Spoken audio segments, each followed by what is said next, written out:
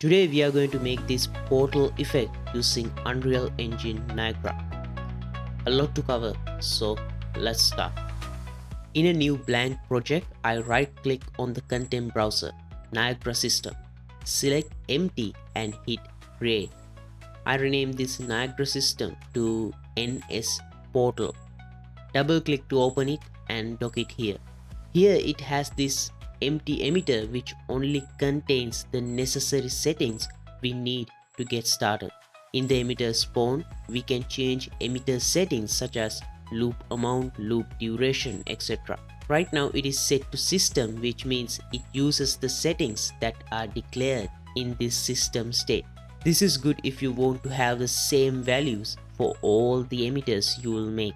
I want the emitter to loop infinitely and loop duration of 5 seconds is fine. To add particles, click on this icon in the emitter update and add a spawn rate module. I set the spawn rate to 100. This adds 100 particles to our simulation at a constant rate. At the moment, they all share the same place. So here in the particle spawn, I add velocity module. It gives us an error. Click this fix now to add some required modules and that error is gone. Now all the points going up due to this set velocity. Then I add shape location module. By default it's set to sphere. I change it to torus. Reduce the handle radius to 5. Now particles are spawned from this donut shape. To change its rotation, I set this to axis angle. X-axis to 1 is fine.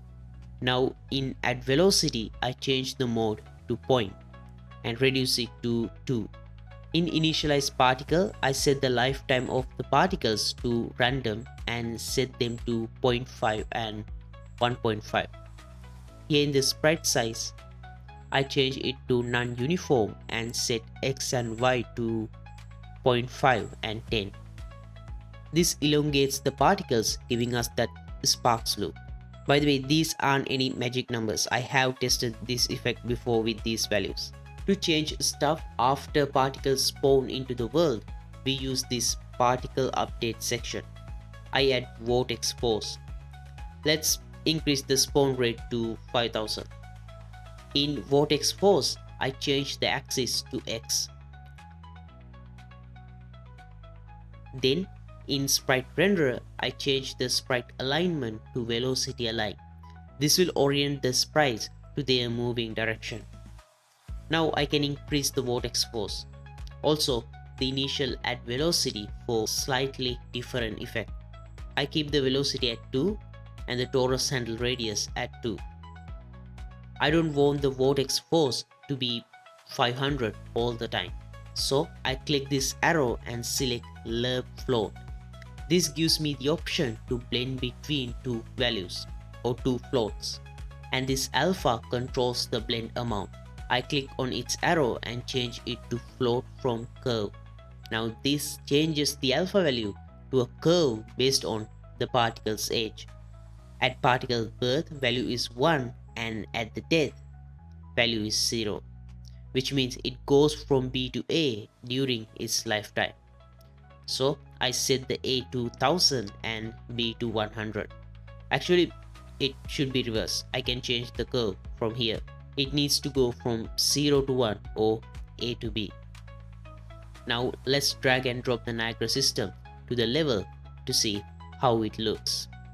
A bright sky may not be the best lighting condition to view this, so I darken the sky. Back in the initialize particle module, I can change the particle sprite color from here. Set it to direct set. I'll change the actual sprite color later, but here I use this to control the emissive strength. For that, I convert this to multiply linear color and change the second scale factor to a float value. Now this gives me one easy to access place to control the emissive strength. I set it to 100. If you want one color for your particles, you can do it here. But I want more than that. To change the color, here in the update section, I search for color. I can either use color or scale color module. I also want to control the alpha, so I use scale color module. For alpha, I convert it to a curve. Select this curve and adjust the handles like this. Due to our high emissive strength, you might not see much effect from this. Now to control the color, I change this to linear color, then change it to a curve. This gives me this gradient grading option that you might be familiar with programs like Photoshop and Blender. The bottom bar controls the opacity and the top sliders controls the color. I drag this to here. Double click the first slider to change its color. I gave it a slight yellow tint. Click to add another one. Change it to yellow, and like that I create a fire gradient. And since this curve is based on the normalized age of the particles, particles go through this gradient in their lifetime, giving us a fire sparks look. I darken the scene a bit more. You can add some noise to the particles movement using a curl noise module. I increase the strength to 100. Then I add gravity. It is too much at the moment, so I reduce it to -400. Add a drag force as well. This adds a bit of resistance to the movements, slowing things down. I set it to 0.2. No need for rotational drag. Now in the emitter properties, I change the sim target to use GPU and change the bounds to fixed. This uses GPU for the simulations. May not be as accurate as using a CPU, but faster and can handle a lot of particles. Then I add a collision module. Particles are now colliding with the ground. I reduce the bounds to 0.1 and increase the friction to 0.8. You can keep this low if you want particles to slide along the ground. These elongated sprites don't look good anymore after colliding with the floor, so I want them to change their shape back to circular when they collide. For that, we need to change the sprite size during the runtime. At the start, we set sprite X size to be 20 times smaller than Y. So when they collide, we can multiply their X size by 20 to get circular sprites. In particle update, I add scale sprite size module. We are dealing with non-uniform values, so change this to non-uniform. For some reason my UI didn't update as it should, so I had to restart the project, and then when I changed this back to non-uniform, I got this. This is what I need. So if you don't get something similar to mine, give Unreal a restart. Hopefully it will fix the bug. Click this arrow and change it to learn. When alpha is at 0, we want it to be 1, 1, which means initial scale. Remember, these values work as multiplication to the initial sprite scale. When particles collide, I want the X to be 20 times larger. That's when alpha is at 1. So to change the alpha based on collision, first I change it to a bool input, which gives either true or false, 1 or 0. For the bool, I search for has collided. This is an attribute created by this collision module, so make sure to put scale size module below the collision for these to work properly. Now when the particles collide, this changes the bool to true, means 1, which then changes the sprite size scale. You can see it's working, but they are too big, so I'll reduce these while keeping that 20:1 ratio. I settle with 2.5 and 0.125. Hit F2 and I rename this emitter to big circle. So that's it for the first emitter. I want these sparks to cast light on the surrounding. You can do it here by simply adding a light renderer module, but casting light from this many particles is unnecessary and it only works on CPU. So Ctrl D to duplicate the emitter. I call this one light renderer. Click this button to isolate it, so we only see that emitter in the preview. I reduce the spawn rate to 100. I keep the rest of the settings and add a light renderer. we get an error. Hit fix now and it will change the sim target back to CPU. I change this back to dynamic. Now in the level, you can see particles casting light on the floor. You can control the light strength by adjusting emissive strength, or you can adjust settings in the light renderer. If you uncheck this, you can see the affected area of the lights. You can increase the radius to increase that area. I check this back for more realistic results. I also check this.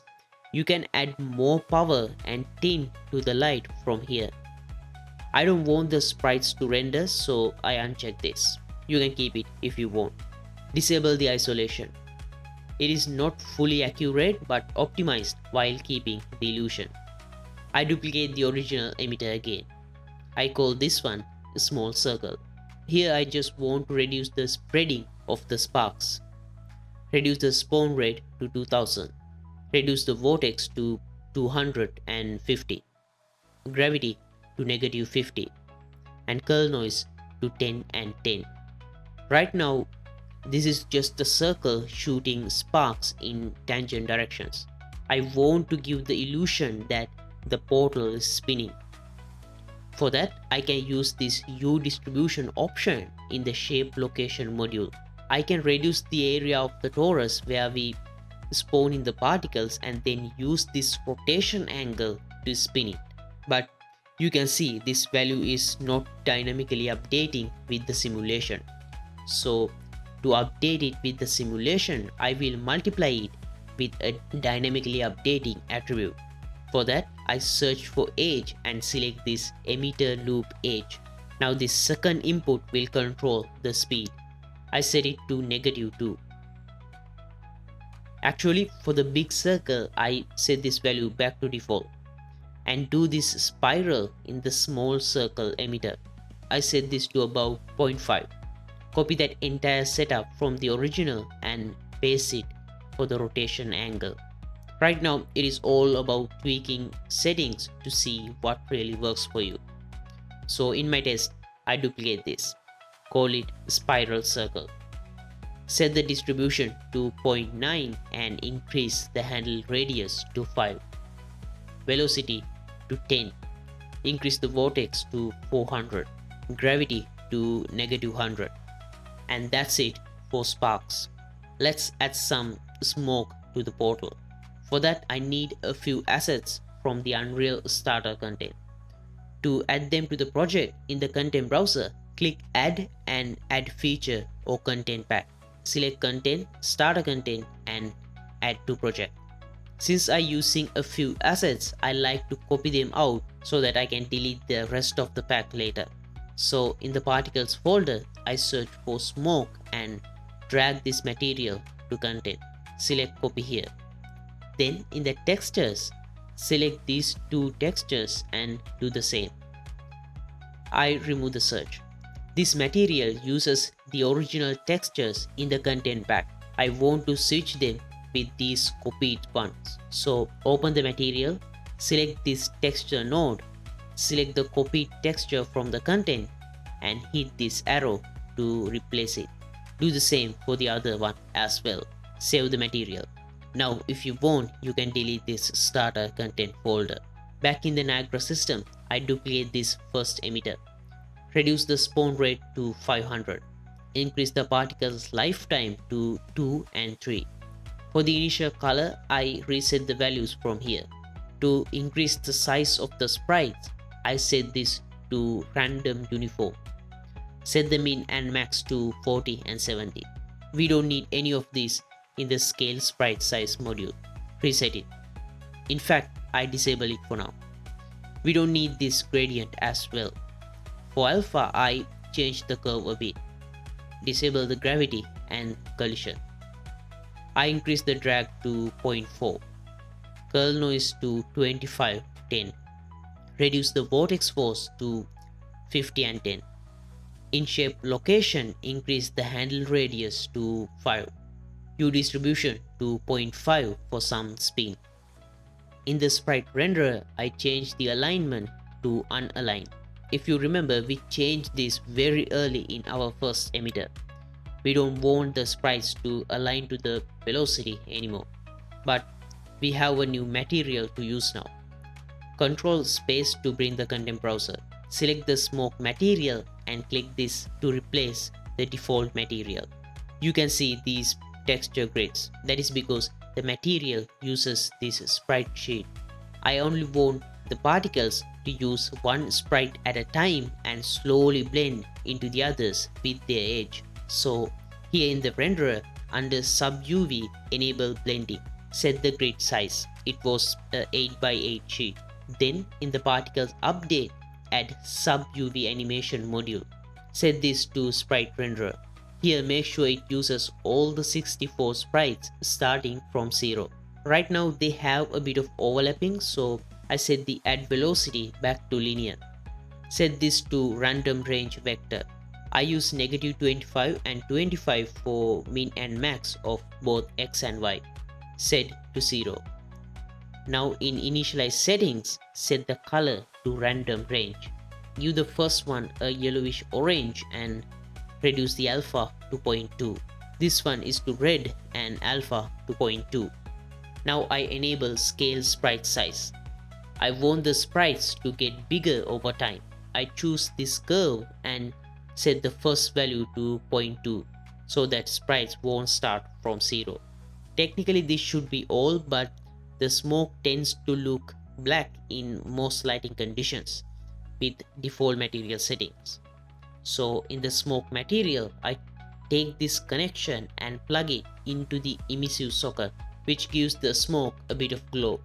Now with every emitter enabled, we have our portal effect. Oh wait, forgot one thing. Back in the smoke emitter, I add sprite rotation module. Convert the rate to random range float. Set the min and max to 50 and 100. This will rotate the sprite, making it more realistic looking. And that's it for this Doctor Strange-like portal effect in Unreal Engine using Niagara. But I like to show you a few more things to improve the usage of this portal effect. First, let me show you how to make this type of glowing fill circle to this portal. I add a plane, position it roughly in the middle of the portal and rotate it 90 degrees. Scale it to match the portal size. But I push this back a bit just for now so you can see what I'm doing clearly. I create another material. I call it m_portal. Double click to open, dock it here, and add radial gradient exponential node. If I right click and preview it and change the preview mesh, you can see it gives us this spherical gradient mask. I select the main material node and change this to additive. Plug the gradient to opacity. Hold number 3 and click to add a color node. I plug it into emissive color. I give it a slight yellowish tint. Hold M and click to add multiply node and plug it here. Hold 1 and click to add a float node and plug that here. I can use this to control emissive strength. Do a similar thing to the opacity as well. This will control the transparency. I set the default to 1. Save the material and drag and drop it to the plane and position it in the middle of the portal. I hide this for now and let's see what else we can do to the portal. Right now, most of the values we set here in the emitters are hard-coded. What if you want to change the radius, for example? Instead of adjusting every emitter manually, let's make a parameter that controls all of them at once. A parameter that you can even address through blueprints or in the sequencer. Here you can see the user parameter window. If you don't see it, enable it from the window menu. You can make user parameters from here, but I like to do it through emitter. In the first emitter, torus radius, I click this arrow and search for make and select read from user parameter. It creates a user parameter for this radius called large radius. You can see that updated here in the user parameter window with its default value. Right click to rename it. I call it portal radius. Let's keep the default at 100. Then I right click here and hit copy. Go to every other material and paste it in the torus radius. This way they all get linked to this parameter. For some reason the first emitter didn't update correctly. It's bugging out, so I reset it and search for the parameter we created from this menu and add it. That fixes the issue. Now I can simply set this to 10 or 200 or whatever I want, and all the emitters will get updated. You can see it in the level as well. But I want some other values to update with this. I set them to fit 100 centimeter radius portal, not 10 or 200 radius one. So we should update those as well for better results in each scenario. For example, the spawn rate. So to get a similar amount of particles, I remember this value, 5000. Then search for add float. Set the B to something like 500. For A, I convert it to multiply float. And for its first value, I search for the parameter we created, portal radius. For the next value, I put 45. This means these two will multiply, giving me 4500 particles, and add this 500 to it to get that 5000 particles we had earlier. The reason I use this extra step of adding 500 instead of multiplying with 50 is, if you're going to animate the radius from 0, I think having at least 500 particles at the start is better looking than having 10 or 15. Now I can copy this and paste it to others. For this one, I simply use the portal radius. And for others, I paste the setup we made and adjust the values to match the previous spawn rate. Now here in the level, select the portal, and in the details panel, you can see that parameter we created. Let me show you quickly how you can access this in the sequencer. I make a new level sequence. Drag and drop the portal to the timeline. Click this plus icon and add Niagara component. In that Niagara component, you can see the parameter we created. A bit difficult to see, but here it is. Portal radius parameter track. Since this isn't a sequencer tutorial, I won't go into details about animating in sequencer. So that's how you make this Doctor Strange like Sparks portal using Unreal Engine Niagara FX. If you like to see alternate version of this effect, you can grab the project files from my Patreon page. And also, if you like to see how I made Wolverine in Unreal Engine, check this video out. For more Niagara tutorials, check out this video. See you there.